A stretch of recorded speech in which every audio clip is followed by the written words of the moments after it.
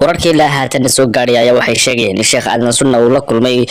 qaybo kamid ah xarakada al-shabaab oo muddo badan bareer Somaliland iyo sidoo kale bulshada ay ku xamanaysay in xarakadaasi uu ku biiray sidoo kale Sheekh Aadan Sunna ayaa waxa la soo sheegay in haatan xarakada al-shabaab si joogta ah ula kulmo sidoo kale wararka intaasi waxay ku darayeen in Sheekh Aadan Sunna la geyn doono boos sareeyo oo kamid ah boosaska ugu waaweyn xarakada al-shabaab wararka haatan waxay sheegayaan in Sheekh Aadan Sunna oo muddo lagu xaman jiray in xarakada al-shabaab ay xiriir wada leeyihiin in haatan uu si toos ah ugu biiray xarakada al-shabaab wararka ayaa intaasi ku daraya in sheekhu ay maalmo kooban ay kulamo istabajooga ugu socdeen magaalada Muqdisho oo uu gaadhay maalmihii la soo dhaafay wararku intaasi waxay ku darayaan sidoo kale wararka xogagaalka ay ansixinta wararku helayso ayaa waxay sheegayaan in Sheekh Aadan Sunna lagu bedeli doono booskii uu ka geeriyooday amiirkii weynaa ee xarakada al-shabaab oo Ahmed Godane oo runtii ahaa amiir ay ka qeyriyeen dhammaanba dunidu Sheekh Aadan Sunna ayaa la filayaa in booskaasi lagu bedeli doono isla markaana xarakada al-shabaab uu la wareegi doono Sheekh Aadan Sunna ayaa duldhigay xarakada al-shabaab arrin aad u weyn isla markaana xujo weyn oo watay Sheekh Aadan Sunna isla markaana xujadiisu ahayd in booska uu ka baxay Ahmed Godane lagu bedelo isaga si uu al-shabaab ula wareego isla markaana ay gacantiisa u gasho Sheekh Aadan Sunna ayaa magaalada Muqdisho ka degay meel aan bulshadu ogeyn isla markaana isagoo isqarinaya waxaana uu haatan la baxay Abu Ubayda oo runtii waxa uu iska bedelay magaciisa Sheekh Aadan Sunna sidoo kale bulsho badan ayaa moodaya in haatan ku biiray al-shabaab balse waxa uu kamid ahaa xarakada al-shabaab raggii aasaasay isla markaana waxa uu ku jiray xarakada in ka badan 30 sanadood oo runtii uu si joogta ah ula shaqeynayay xarakada al-shabaab waxaana uu kamid ahaa raggii ugu horeeyay xarakada al-shabaab ku biiray tan iyo intii al-shabaab la aasaasay sidoo kale waxa uu ahaa ragga daaha dabadooda ka maamulayay xarakada al-shabaab muddadaasi al-shabaab ay ka waday qorshayaasha kala duwan magaalada Muqdisho iyo geeskaba sidoo kale xarakada al-shabaab ayaa haatan ku sifidaysa geeska Afrika gaar ahaan magaalooyinka ku dhow magaalada Muqdisho iyo sidoo kale wadamada jaarka oo Kenya ay ka tahay haatan dalka Kenya ayaa al-shabaab waxay ka taagan tahay kaalinta koobaad ee argagixisada dalkaasi Kenya sidoo kale xarakada al-shabaab ayaa iyadu la wareegtay deegaano ka tirsan Soomaaliya sidoo kale Sheekh Aadan Sunna oo haatan Abu Ubayda al-shabaab u garan og yihiin ayaa isaguna waxa uu la wareegi doonaa al-shabaab oo idil waxaana uu haatan ku dhumaalaysanaya xaafadaha kamid ah magaalada Muqdisho isagoo aan haatan lama amaanka iyo sidoo kale cid kale aan muuqiisa iyo maqalkiisa midna aan arkin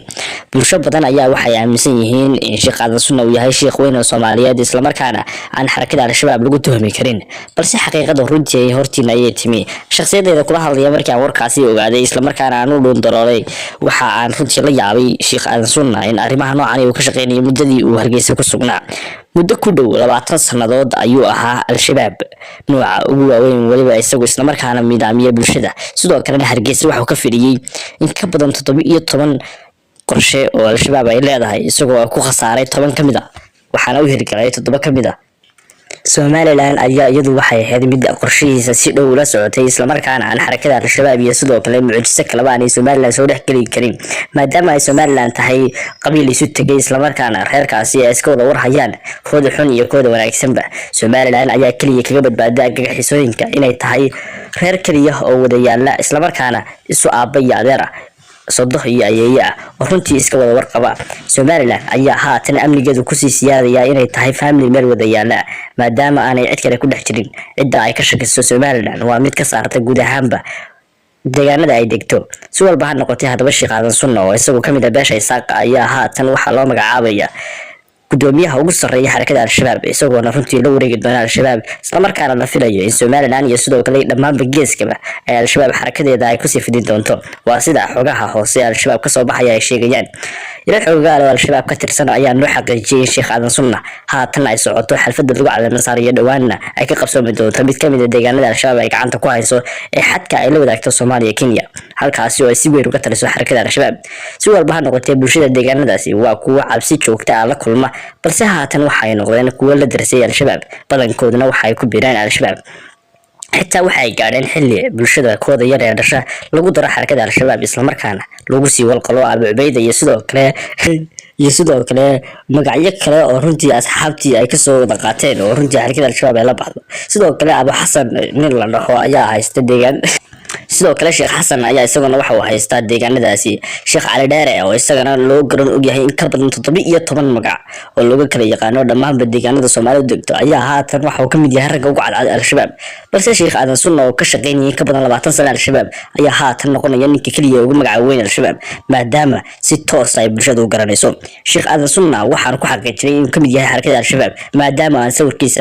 magaciisa iyo muuqiisa midna aan arki jirin balse kaliya rikoodhka idaacadaha laga dhageysan jiray wariyaasha xitaa wax ka duuba ma yahayn kuwa la yaqaano waxay ahaayeen kuwa sanadkiiba 2 jeer Soomaaliland yimaada isla markaana ka soo socdaala deegaanada Kenya iyo Soomaaliya ay wadaagaan oo runtii xarakada al-shabaab iyadu iska leedahay si walba ha noqotay al-shabaab waa koox kamida kooxaha ugu xooga weyn ee mucjisada ah ee ka jira guud ahaan Geeska Afrika kooxdan al-shabaab ayaa waxay soo iibsataa sanad walba intaasi oo sidoo kale waxay diiwaan gelisaa in ka badan 300 oo askari sanadkiiba al-shabaab waa koox si xoogaysanaysa lana filayo in Soomaaliya ay la wareegi doonto iyo dhamaanba qayb kamid ah Geeska Afrika si walba ha noqotay xarakadan al-shabaab ayaa iyadu waxay noqotay runtii mid xoogaysatay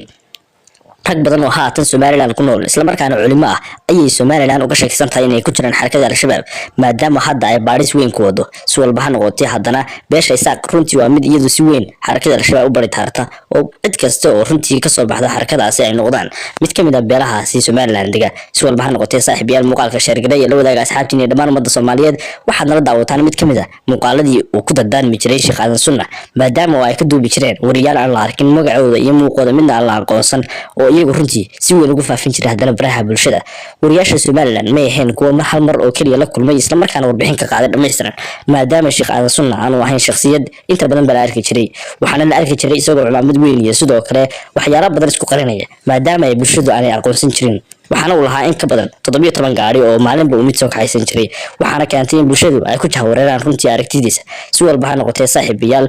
waxaana ay jiraan in haatan uu sheekh aadan sunna dhalintiisa iyo sidoo kale caruurtiisa dhammaan cid kasta oo ka taalay Soomaaliland inuu daadgureeyay haatan qabiilkiisaba qayb kamid ah uu daadgureyn doona bal saaxiibayaal xogaha dambe ayaad la socon doontaan waxaanu idinka codsanaynaa inaad muuqaalkan sheer gareysaan la wadaagtaan asxaabtiin iyo dhammaan ummadda Soomaaliyeed mahadsanidin in qoladan maartay baarayaashaaba ii yeedho waxay yiraahdeen bal aaduna waxaan u baad sheegaysaa ayaa ka waran xagaad ka keentaa war 8 beebar baan u buuxiyay 8 beebar maxaa tiraa warqadan maxaa tiraadaan afarta koone ee forka soo tiraan 8 baan buuxiyay markaasay gacantaasi daashay baaraha ugu sareeya meesha jooga booha iyo ninka taliska baarayaasha oo dhan haystay labadaas meel la galay 3 saacadood ka badan bay wax iga qorayeen macluumaad ayaan u sheegay ay yiraahdeen inteeda badan ma ogin bay yiraahdeen inay wadanka ka jirto bayanadiina dawaan dul dhigay wax wada cad baan u sheegay qaarkood waxaan marxaati geliyay iyaga qayb ka mid aan soo gaarsiiyay mar hore kaana waxay moodeen inaan shaqaale leeyahay waxaan ku dhigay waxa idin shaqeeya afraad dawladda u tira kooban waayo dhaweytoon soo dhaafnay dadkeenu waxay u qaybsanaayeen mid sameynaya inkaarka munkarka xumaanta